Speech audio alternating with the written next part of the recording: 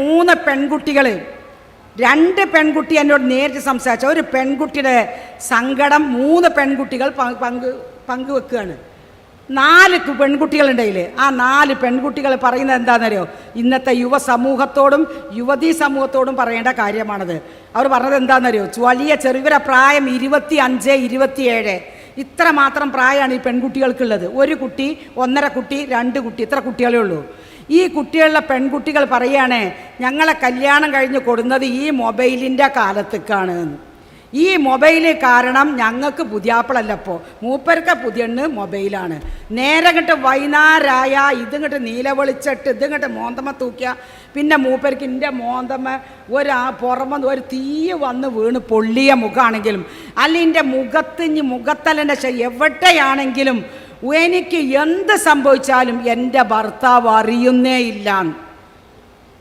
ഇത് ഉണ്ടോ ഇല്ല നിങ്ങളൊന്ന് പറഞ്ഞാണ്. ഇത് 3-4 പെൺകുട്ടികൾ സംഭവിച്ചാണ്. ഇതുണ്ടെങ്കിൽ നിങ്ങൾ ഉണ്ട് അറിയണം, ഇല്ലേ ഞാൻ അത് പറഞ്ഞ കാര്യമില്ലല്ലോ. ഉണ്ടോ? ഇതിങ്ങനെ തന്നെ ഇപ്പോഴത്തെ ഒരു യുഗമാണത്. വെറും മൊബൈലുകളാണ്. സർവ്വ ആണുങ്ങളുടെയും ചെറുക്കന്മാരെയും വാപ്പാരെയും ഒക്കെ ഭാര്യമാരാരാവും മൊബൈല്. ഇതിനെ കെട്ടി ഇത് എവിടെ പോകുന്നത് കയ്യിലുണ്ട്. ഇത് കയ്യിൽ നിന്ന് വെച്ചിട്ടുള്ള കാര്യമല്ല. ഇത് കയ്യിൽ നിന്ന് വെച്ചിട്ടുള്ള കാര്യം. ഞാൻ ചോദിക്കട്ടെ, ഇന്ന് നമ്മുടെ യുവാക്കളിൽ അവനവൻ്റെ ഫോണ് വീട്ടിൻ്റെ ഉമ്മറത്തോ സിറ്റ് ഔട്ടിൽ ഏതെങ്കിലും സ്ഥലത്തോ അല്ലെങ്കിൽ ഒഴിഞ്ഞൊരു സ്ഥലത്ത് സ്വന്തം ഭാര്യൻ്റെ ഫോണും സ്വന്തം ഭർത്താവിൻ്റെ ഫോണും അവിടെ വെച്ച് പോകാൻ ധൈര്യമുള്ള എത്ര പെൺകുട്ടികളും എത്ര ആൺകുട്ടികളുണ്ട് എന്ന് ചിന്തിക്കുക. ഇതൊക്കെ നമ്മൾ ചിന്തിക്കേണ്ട കാര്യമാണ്. അപ്പോൾ ഒരു ഭാര്യ അല്ലെങ്കിൽ ഒരു ഭർത്താവ് ഫോൺ ചെയ്യുന്നത്, സ്വന്തം ഭർത്താവ് ഫോൺ ചെയ്യുന്നത് ഭാര്യ ആരാ ചോദിച്ചതിനാണ് ചില വീടുകളിൽ പ്രശ്നം. നിങ്ങൾ അതറിയേണ്ട ആവശ്യം എനിക്കെന്താ? അത് ഞാൻ ആരോട് സംശയം, നിനക്കത് അറിയേണ്ട ആവശ്യം എന്താണ്? ഇത് തുടക്കം കുറിച്ചുകൊണ്ട് മൂപ്പരാണ്. അതുകൊണ്ട് ആ പെൺകുട്ടിയും പിന്നെ തുടങ്ങി. അപ്പോൾ പെൺകുട്ടികൾ ഇങ്ങനെ കണക്ഷൻ തുടങ്ങി എന്നതിൻ്റെ പേരിൽ ഇതുവരെ പറയാൻ പറഞ്ഞ ബന്ധങ്ങൾ, മീഡിയയുടെ ബന്ധങ്ങൾ നല്ലോണം പറയണ ഇത് തന്നെ എന്ന ലോകത്തെ ബന്ധം ഏറ്റവും കൂടുതൽ ബന്ധം അതാണ്. അതുകൊണ്ട് പ്രിയപ്പെട്ടവർ മനസ്സിലാക്കണം, കല്യാണം കഴിച്ച ഭാര്യനെ കൊണ്ടുവന്നിട്ടുള്ളത് വെറും 3-4 കുട്ടികളെ പ്രസവിക്കാൻ വേണ്ടി മാത്രമല്ല, മരണം വരെ, ആ മരണക്കടക്ക എത്തുന്നത് വരെ സ്വന്തം ഭാര്യക്കും ഭർത്താവിനും ഒരിടം അല്ലാഹു സുബ്ഹാനഹു തആല തയ്യാറാക്കിയിട്ടുണ്ട്. ആ ഇടമായിരിക്കണം, ആ ഇടത്തിലാണ് ജീവിതം സന്തോഷമുള്ളത്. അതല്ലാതെ ഓളെവിടെ, ഓളുമ്മാരുടെ ഉടിയിൽ, ഓളെ ഉടിയില്ല, ഇപ്പാൻ്റെ ഉടിയിലുമാണ്, ഉമ്മാൻ്റെ ഉടിയിലാണ്, ഞങ്ങളിവിടെ ഉണ്ട്, കുട്ടികളൊക്കെ ഇവിടെ ഉണ്ട്, എല്ലാവർക്കും പരമസുഖമാണ്. പക്ഷേ ഉമ്മ വീട്ടിലില്ല, വാപ്പ വീട്ടിലില്ല. ഇങ്ങനത്തെ എത്ര വീടുകളുണ്ട്? ഞാൻ പറഞ്ഞ പെൺകുട്ടികളുണ്ടല്ലോ, അത് പോയി നമ്മൾ ആ 4 പെൺകുട്ടികളുടെ സങ്കടം എന്താണെന്നറിയോ? ഞങ്ങളുടെ ഭർത്താക്കന്മാർ ഞങ്ങളുമായിട്ട് യാതൊരു ബന്ധവുമില്ലാന്ന്. ഒരാൾ പറയാണ്, എൻ്റെ ഭർത്താവ് അദ്ദേഹം ഒരു സാധാരണ ജോലിക്കാരനാണ്. അയാൾ രാവിലെ എണീറ്റ് ആ ജോലിക്കുള്ള വസ്തുക്കൾ എടുത്താണ് പോവും. നിങ്ങൾക്ക് എവിടെ പണി?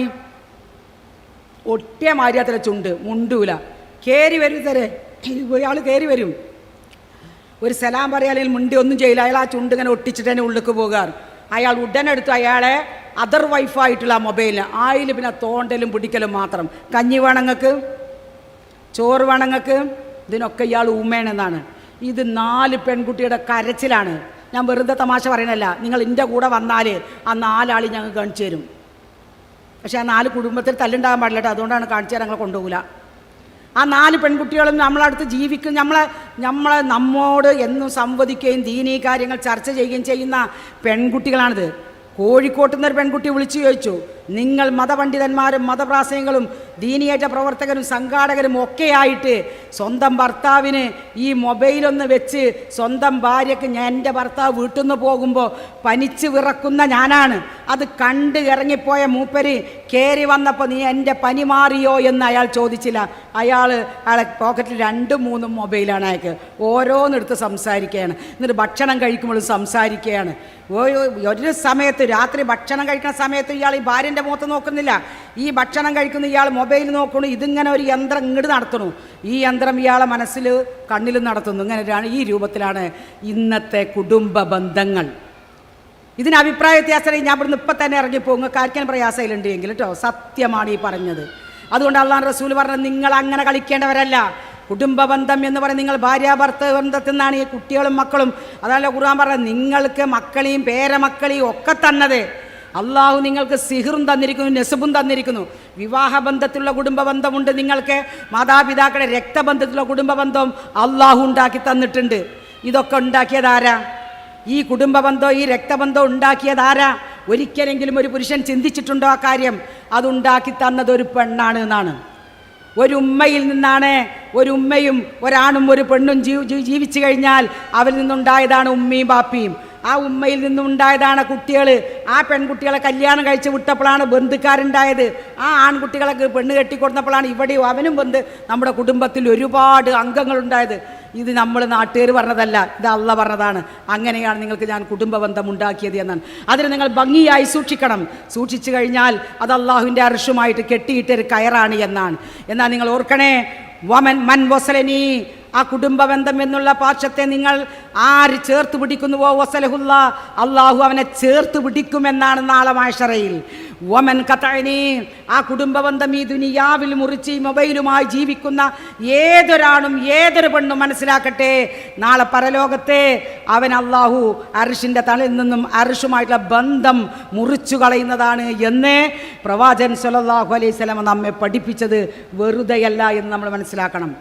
ഈ ഒരു കാരണത്താൽ നോക്കി നിങ്ങൾ, ഒരു മാതാവ് വെള്ളം ചോദിച്ചിട്ട് ഒരു ഗ്ലാസ് വെള്ളം മോളെ, ഒരു ഗ്ലാസ് വെള്ളം മോളെ, ചെറിയ മകൻ പെണ്ണ് കെട്ടി കൊണ്ടുവരുമ്പോഴേക്കും ഈ പ്രായമുള്ള നല്ല പ്രായത്തിലാണ് വലിയ മകൻ കെട്ടിയ, രണ്ടാമത്തെ മകൻ കെട്ടിയ, 3 കെട്ടിയ, 4 കെട്ടിയ, 5ാമത്തെ മകൻ ചെറിയ മകനാണ്. ആ മകൻ പെണ്ണ് കെട്ടിക്കൊണ്ടുവന്നപ്പോഴേക്കും ഈ ഉമ്മമാർ വയസ്സായി ഇല്ലേ? ആ വയസ്സായ ഉമ്മമാർക്ക് ഒരു ഗ്ലാസ് വെള്ളം ചോദിക്കുമ്പോൾ ആ പെൺകുട്ടിക്ക് ആ വെള്ളം കേൾക്കാൻ സമയമല്ല, അതിൻ്റെ ചെവിയിൽ മൊബൈലാണ്. ഇപ്പം മൊബൈൽ മാത്രമല്ല, അതിൻ്റെ എല്ലാ ഇയർഫോണും വിറ്റ് ചെയ്തിട്ട് നമ്മൾ പെൺകുട്ടികൾ തന്നെ അടുക്കളയിൽ കൂടി നടക്കണത്. ഇല്ലയെന്ന് അഭിപ്രായം ഇങ്ങോട്ട് പറയും. ഏതെങ്കിലും നിങ്ങൾക്ക് അങ്ങനെ അഭിപ്രായ വ്യത്യാസം ഉണ്ടെങ്കിൽ ഇപ്പം പറഞ്ഞാൽ തിരുത്തിക്കൊള്ളാം ഞാൻ. ഇത് നമ്മൾ കാണുന്നൊരു യാഥാർത്ഥ്യമാണ്. ഇതിനൊന്നും കുടുംബത്തെ ചേർത്ത് പിടിക്കാനോ കുടുംബം കൂട്ടിപ്പിടിച്ചതിൻ്റെ പേരിൽ നാളെ മഹ്ശറിൽ അള്ളാഹുവിൻ്റെ സ്വർഗം കിട്ടാനോ സാധിക്കൂലെന്നാ. കാരണം ഈ വയസ്സായ അമ്മമാരെ സംരക്ഷിക്കേണ്ടുന്ന ബാധ്യത നമുക്കുണ്ട്. അതാണല്ലോ കുടുംബം. നിങ്ങൾ നോക്കി, സ്വർഗവാസികൾ പരസ്പരം കണ്ടിട്ട് ഇങ്ങനെ അങ്ങോട്ടും ഇങ്ങോട്ടും സംസാരിച്ചു കൊണ്ടിരിക്കുകയാണ്. ആ സംസാരത്തിൽ എങ്ങനെയാണ് സ്വർഗം, എന്തൊക്കെയാണ് വർത്തമാനം, എവിടെ നിന്നൊക്കെ കിട്ടും എന്നൊക്കെ എന്തൊക്കെയാണ് ജീവിതം എന്നൊക്കെ പറയുമ്പോൾ ഓരോരുത്തരും സംസാരിക്കുന്ന സംസാരത്തിൽ ഖാലൂ, അവർ പറയുകയാണ്, ഇന്നാ കുന്നാ ഖബ്ലു ഫീ അഹ്ലിനാ മുഷ്ഫിഖീൻ, ഇന്നാ കുന്നാ ഖബ്ലു ഫീ അഹ്ലിനാ മുഷ്ഫിഖീൻ, തീർച്ചയായും ഇന്നാ കുന്നാ ഞങ്ങളായിരുന്നു, ഫീ ഖബ്ലു ഇതിനു മുമ്പ്, അതായത് ദുനിയാവിൽ ഞങ്ങൾ ജീവിക്കുമ്പോൾ, ഫി അഹ്ലിനാ മുഷ്ഫിഖീൻ ഞങ്ങളുടെ കുടുംബത്തെ ഞങ്ങൾ നല്ല ജാഗ്രതയുള്ളവരായിരുന്നു എന്നാണ്. എന്താണ് ആ ജാഗ്രത? നാളെ മഹ്ശറിൽ ഈ വീട്ടിലുള്ള എൻ്റെ ജീവിതത്തെ സംബന്ധിച്ച്, എൻ്റെ ഭർത്താവിനോടുള്ള കടപ്പാട്, എൻ്റെ മക്കളോടുള്ള കടപ്പാട്, എൻ്റെ കുട്ടികളോടുള്ള കടപ്പാട്, എൻ്റെ മരുമക്കളോടുള്ള കടപ്പാട്, അത് നിറവേറ്റിയെങ്കിൽ മാത്രമേ എനിക്ക് റബ്ബിനെ കണ്ടുമുട്ടാൻ കഴിയുകയുള്ളൂ എന്നുള്ള ബേജാർ എൻ്റെ ഉള്ളിലായിരുന്നു.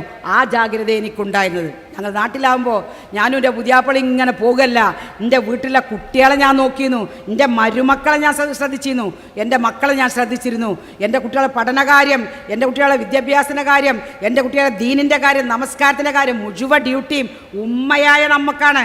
ബാപ്പമാരൊന്നുകിൽ വിദേശത്ത് അല്ലെങ്കിൽ ജോലിക്ക് പോകുന്നവർ, വീട്ടിലുള്ള നമുക്ക് ജോലിയുണ്ടെങ്കിലും ആ ജോലി നമുക്ക് പ്രയാസമല്ല.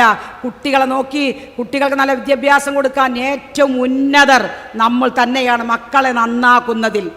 ബാപ്പാക്ക് കുട്ടികളെ നിന്ന് പേടിപ്പിക്കാനും ഒന്ന് സ്ട്രോങ് ആകാനേ കഴിയുള്ളൂ. പക്ഷെ ഉമ്മാക്ക് അങ്ങനെയല്ല. ഉമ്മാക്ക് തൊട്ട് തലോടിയോൻ ആ വിഷയത്തിലേക്ക് കൊണ്ടുവരാൻ കഴിയും. അതുകൊണ്ടാണല്ലോ സ്കൂളിൽ ടീച്ചർമാരാ കൂടുതൽ. നോക്കണം നിങ്ങൾ, PSCയിൽ ആണുങ്ങൾ കുറവാണ്, മാത്രമല്ല കിട്ടലും കുറവാണ്, സ്ത്രീകൾക്കാണ് കൂടുതൽ കിട്ടുക. സ്ത്രീകളാണെന്ന് ഭൂരിപക്ഷം സ്കൂളിലും. കുട്ടികളെ സംരക്ഷിക്കാൻ ഏറ്റവും നല്ല സ്ത്രീകൾ തന്നെയാണ്, ഉമ്മമാരായ നമ്മൾ. അത് ഞാനൊരു കാര്യം തമാശ പറഞ്ഞാട്ടോ, PSC ആർക്കും കിട്ടണ്ടേ, അത് ഞാൻ വെറുതെ പറഞ്ഞാണ്, കൂടുതലൊക്കെ ടീച്ചർമാരാണെന്നുള്ളത്. അപ്പോൾ അതുകൊണ്ട് യതസഅലൂന അവർ പറയുകയാണ്, അവർ പരസ്പരം ചോദിക്കുമ്പോൾ അവർ പറയും, ഞങ്ങളെ കുടുംബത്തിൽ നല്ല ശ്രദ്ധ പുലർത്തിയിരുന്നു, ഇത് മാത്രം മതി നമുക്ക് സ്വർഗത്തിൽ പോകാം.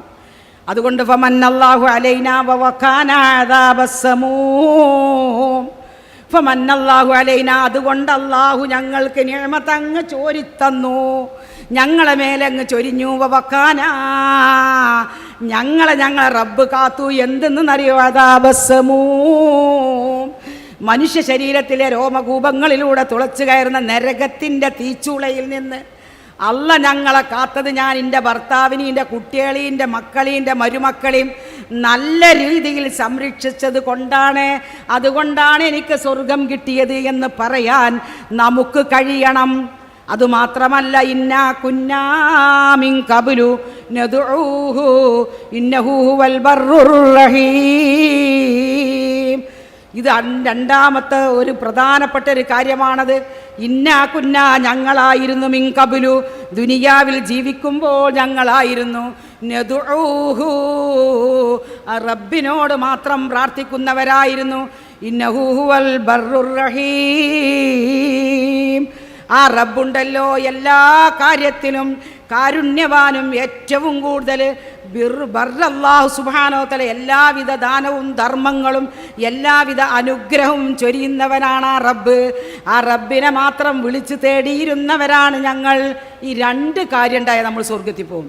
അള്ളാഹുവിനെ മാത്രം വിളിച്ച് പ്രാർത്ഥിച്ചുകൊണ്ട് അവൻ്റെ കൽപ്പനകൾ അംഗീകരിച്ചുകൊണ്ട് സ്വന്തം കുടുംബത്തെ സ്വർഗത്തിലേക്ക് എത്തിക്കാനുള്ള പണി ചെയ്യാൻ കഴിവുള്ളവർ നമ്മളാണ്. നമ്മളത് ചെയ്താൽ നമ്മൾ സ്വർഗത്തിൽ പോകും പ്രിയപ്പെട്ടവരെ, തീർച്ചയാണ് ആ കാര്യം. ഇത് അള്ളാഹു പരിശുദ്ധ ഖുർആനിലൂടെയാണ് നമ്മെ പഠിപ്പിക്കുന്നത്. അപ്പം അതുകൊണ്ട് ഓരോ ദിവസവും അലല്ലാഹി, അള്ളാഹു റസൂൽ പറയാണ്, ഓരോ ദിവസവും മനുഷ്യൻ്റെ അമലുകൾ അള്ളാഹുവിൻ്റെ അടുക്കൽ കാണിക്കപ്പെടുമെന്നാണ്. യൗമുൽ ഇസ്നൈനി വ യൗമുൽ ഖമീസ്, തിങ്കളാഴ്ച ദിവസവും വെള്ളിയാഴ്ച ദിവസവുമാണത്രേ ഞാനും നിങ്ങളും ചെയ്യുന്ന അമലുകൾ അള്ളാഹുവിൻ്റെ അടുക്കൽ കാണിക്കുന്നത്. ആ എഴുതി വെച്ച രേഖ അള്ളാഹുവിൻ്റെ അടുക്കൽ കാണിക്കപ്പെടുന്ന ദിവസമാണത്രേ അന്ന്. ഫയഗ്ഫിറു ലികുല്ലി മുസ്ലിമിൻ, ഓരോ മുസ്ലിമിനും അള്ളാഹു പുറത്തു കൊടുക്കും. ലാ യുശ്രികു ബില്ലാഹി ഷൈഅ, അള്ളാഹുവിലൊന്നും പങ്കു ചേർക്കാത്തവർക്ക് അള്ളാഹു അവൻ്റെ അമലുകൾ മുഴുവനായിട്ട് സ്വീകരിച്ച് അവൻ ചെയ്ത തെറ്റുകളുണ്ടെങ്കിൽ അത് പൊറുക്കും, ഒരാളൊഴികെ. ഇല്ലാ റജുലുൻ കാനത്ത് ബൈനഹു വ ബൈന അഖീഹി ശഅനാഉ. അതൊരു വല്ലാത്ത പ്രശ്നമാണ് കേട്ടോ. ഒരാൾക്ക് മാത്രം അള്ളാഹു പുറത്തു കൊടുക്കുകയില്ല എന്നാണ്. നമ്മൾ ശ്രദ്ധിക്കേണ്ട ഒരു കാര്യമാണത്. തിങ്കളാഴ്ചയും വ്യാഴാഴ്ചയും, ഖമീസ് വെള്ളി വ്യാഴാഴ്ചയാണല്ലോ, തിങ്കളാഴ്ചയും വ്യാഴാഴ്ചയും അല്ലാഹു സുബ്ഹാനഹു വ തആലാന്റെ അടുക്കലേക്ക് നമ്മൾ ചെയ്യുന്ന അമലുകൾ എല്ലാ തിങ്കളും എല്ലാ വ്യാഴവും അള്ളാഹുവിൻ്റെ അടുക്കലേക്ക് ഉയർത്തപ്പെടുകയും അവിടെ അള്ളാഹുവിനത് കാണിക്കപ്പെടുകയും ചെയ്യുമ്പോൾ ശിർക്ക് ചെയ്യാത്ത എല്ലാവരുടെയും പാപങ്ങൾ അള്ളാഹു പൊറുക്കും. ഇല്ലാ റജുലുൻ, ഒരു മനുഷ്യനൊഴികെ. അതെന്താ കാരണം? കാനത്ത് ബൈനഹു വ ബൈന അഖീഹി ശഅനാ, ഓരോ അന്ന് അതെന്താ കാരണം? ഇന്ന റജുലു, ഇല്ലാ റജുലുൻ, ഒരു മനുഷ്യൻ, കാനത്ത് ബൈനഹു, അദ്ദേഹത്തിൻ്റെ ഇടയിലും, വബൈന അഖീഹി, അദ്ദേഹത്തിൻ്റെ സഹോദരത്തിനിടയിലും, ഷഹ്നാ, അവർ തമ്മിൽ പരസ്പരം തെറ്റിലാണവർ, രണ്ടുപേരും പിണക്കത്തിലാണവർ തമ്മിൽ, യാതൊരു കുടുംബ ബന്ധവുമില്ല, അവർ രണ്ടുപേരും തെറ്റിപ്പിരിഞ്ഞവരാണ്. ഫയഖൂലുല്ലാഹു, അപ്പോൾ അല്ലാഹ് പറയുമത്രേ, ദഉ ഹാദൈനി, ഈ രണ്ടാൾക്കാരെ നീ ഉപേക്ഷിക്ക്. മലക്കിനോട് പറയുന്ന വാക്കാണ്. ഹത്താ യസ്തലിഹ, അവർ രണ്ടുപേരും നന്നായി വരുന്നത് വരെ അവരെ വിചാരണ, അവരുടെ ഈ അമലുകൾ സ്വീകരിക്കുകയില്ല എന്ന്. ഇതൊരു വല്ലാത്ത പ്രശ്നം. ഇതിൽ മുൻപന്തിയിൽ നിൽക്കുന്നത് നമ്മളാണ്. ജ്യേഷ്ഠന് കൊടുത്ത, നമ്മൾ ഏറ്റവും കൂടുതൽ പ്രയാസപ്പെടുന്നത് എപ്പോഴാണെന്നറിയോ? മാതാപിതാക്കൾ മരിച്ചതിന് ശേഷം സ്വത്ത് ഓഹരി വെക്കുന്ന സമയത്ത് ആ സ്വത്തിൻ്റെ വീതത്തിൽ കുറവ് വരുമ്പോൾ, അതല്ലെങ്കിൽ കൊടുത്ത സ്ഥലത്തിൽ പാറയുള്ളതോ അല്ലെങ്കിൽ ഉപകാരപ്പെടാത്തതുമായിട്ടുള്ള സ്ഥലങ്ങൾ, അതല്ലെങ്കിൽ നല്ല വില കൂടിയ റോഡിൻ്റെ പക്കലുള്ള സ്ഥലങ്ങൾ, ഈ സ്ഥലങ്ങളൊക്കെ വീതിച്ചതിൽ പരാതിപ്പെട്ടുകൊണ്ട് അതിൻ്റെ യഥാർത്ഥ സത്യത്തിൽ വീതിക്കാതെ വരുമ്പോൾ പെങ്ങന്മാർ തെറ്റിപ്പോകും, ജ്യേഷ്ഠാനുജന്മാർ തെറ്റിപ്പോകും. ആരാണോ കൈകാര്യക്കാരനെങ്കിൽ അവനായിരിക്കും നല്ലത് കിട്ടുക. മാത്രമല്ല, ചില മാതാപിതാക്കൾ അങ്ങനെ ചെയ്തു എന്ന് ഇന്നോനിന്നത് എന്ന് ചെയ്തു വെച്ചത് എങ്കിൽ അവർക്ക് തർക്കമില്ലാതെ പോകാം. പക്ഷെ ചെയ്യാത്തവർ കബറിൽ കിടക്കാനുള്ള പ്രയാസം ഓർക്കണം. നമ്മൾ സ്വത്തിൻ്റെ പേരിൽ, അതല്ലെങ്കിൽ ചെറിയൊരു വിഷയത്തിൻ്റെ പേരിൽ അങ്ങോട്ടും ഇങ്ങോട്ടും വഴക്കായിക്കൊണ്ട് അവർ രണ്ട് സഹോദരങ്ങൾ, ഭാര്യമാർ തമ്മിൽ കണ്ടാൽ മുണ്ടൂല, കുട്ടികൾ കണ്ടാൽ മുണ്ടൂല. കാരണം എന്താ? വാപ്പാർ തമ്മിൽ കണ്ടാൽ മുണ്ടൂല. എത്ര പരിപാടി വീട്ടിലുണ്ടാക്കിയാലും വലിയ ഏട്ടനും കുട്ടികളും വരൂല, അതല്ലെങ്കിൽ ചെറിയ അഞ്ചനും മക്കളും വരില്ല. കാരണം എന്താണ്? അവർ തമ്മിൽ തെറ്റാണ്. അവരുടെ നമസ്കാരങ്ങൾ, അവരുടെ മറ്റുള്ള കർമ്മങ്ങൾ, അവർ ഓരോ ദിവസവും ചെയ്യുന്ന അമലുകൾ അല്ലാഹു സുബ്ഹാനഹു വ തആല പൊറുത്ത് അവനെല്ലാ കർമ്മങ്ങൾക്കും പ്രതിഫലം രേഖപ്പെടുത്തണമെങ്കിൽ പ്രിയപ്പെട്ടവരെ അവൻ്റെ തെറ്റ് തീരണമെന്നും പ്രവാചകൻ സല്ലല്ലാഹു അലൈഹി വസല്ലം ഒരിക്കൽ പള്ളിയിൽ അങ്ങനെ പിണക്കമുള്ള രണ്ടുപേർ വന്നപ്പോൾ ഖുത്ബ നടത്തുന്നതിൽ പ്രവാചകൻ അവരോട് പുറത്തുപോയി നന്നായി വരാൻ പറഞ്ഞു എന്നും ഹദീസുകൾ നമുക്ക് കാണാൻ സാധിക്കും. എത്ര ഗൗരവപ്പെട്ട കാര്യമാണത്.